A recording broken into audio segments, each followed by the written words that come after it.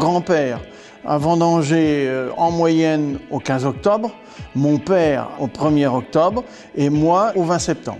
Le calendrier de travail, je dirais de la taille jusqu'à la récolte, il a complètement changé, quoi. C'est vraiment la gestion pendant la période végétative qui est primordiale. Si on rate quelque chose, on passe à côté.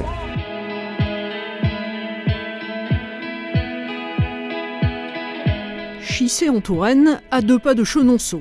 18 septembre, à 8 h, il fait déjà plus de 20 degrés. Chissé, Montlouis-Vouvray, en 2020, les 45 hectares du domaine de François Chiden ont été vendangés en un temps record. Avant, on travaillait sur 4 à 5 semaines de vendange. Là, cette année, on va faire la totalité du domaine en 16 jours. Parce que les degrés alcooliques montaient de façon conséquente, donc il a fallu gérer le plus rapidement possible.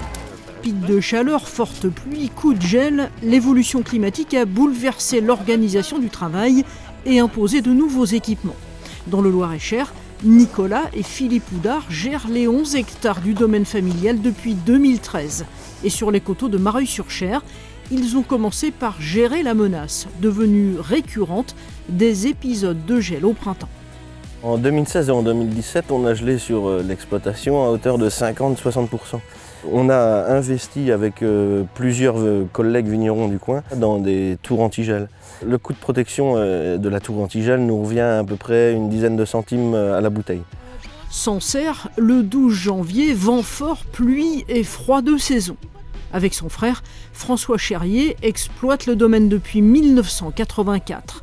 10 hectares à Mentou-Salon, 18 sur les coteaux sancerrois et une adaptation permanente.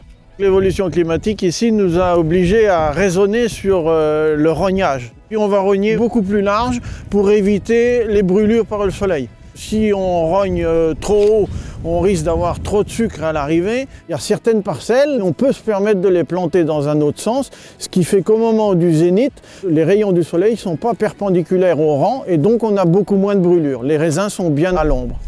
Département, sol et cépages différents, ces 3 vignerons ont pourtant une stratégie commune, c'est l'utilisation de couverts végétaux. L'enherbement ici sur nos vignobles nous permet de limiter l'érosion. Donc là, il y a du triticale, il y a un peu de fenugrec. Les sécheresses nous compliquent énormément la tâche puisque nous, on veut un enherbement, mais un enherbement non concurrentiel. Ça nous oblige à ressemer régulièrement. On laisse pousser l'herbe, ça permet de conserver une certaine fraîcheur. Entre un sol avec un couvert comme celui-ci et un sol nu, il y a des études qui montrent qu'il peut y avoir un écart de 7 degrés. La gestion de l'eau à travers les couverts, c'est primordial. Après les vendanges, on sème des céréales, des légumineuses, des plantes mellifères. Ça fonctionne que si on accompagne avec des composts. 1 kg d'humus et 10 litres d'eau en stock dans le sol. Les feuilles sont vraiment bien épaisses, c'est vraiment différent de ce qu'on connaît sur des cépages classiques, quoi. On est passé sur des porte-greffes qui vont avoir tendance à faire plus plonger les racines rapidement pour aller chercher plus d'eau en profondeur. Un porte-greffe qu'on met bien utilisé dans les sols de silex, traçant, on ne peut plus l'utiliser parce que lui, dès qu'il y a une moindre sécheresse, il perd toutes ses feuilles.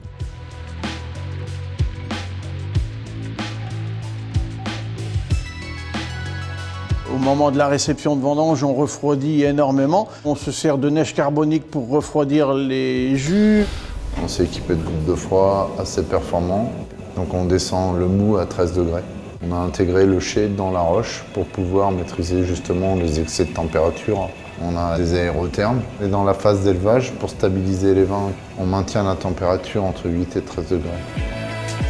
Voilà nos caves, c'est le moyen naturel, le meilleur pour conserver le vin. Il fait 12 degrés, 90% d'humidité. C'est idéal pour la conservation de nos vins en bouteille et faire quelques cuvées en barrique.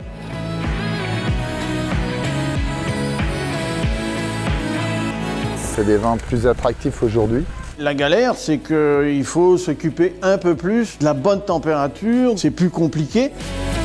Ça fait partie de notre métier de chercher des choses et puis tous les millésimes sont différents. Donc voilà, il faut essayer. Il y a des expériences dans d'autres pays du monde qui sont positives. Il faut se servir de ces savoirs-là pour faire avancer notre façon de penser, notre façon de travailler. On va apprendre au fur et à mesure que le changement climatique va avancer. Il va falloir travailler, mais ça, on le fait depuis X générations. Donc, on s'est bien affranchi du phylloxéra et ainsi de suite. Donc, c'est un challenge de plus à relever.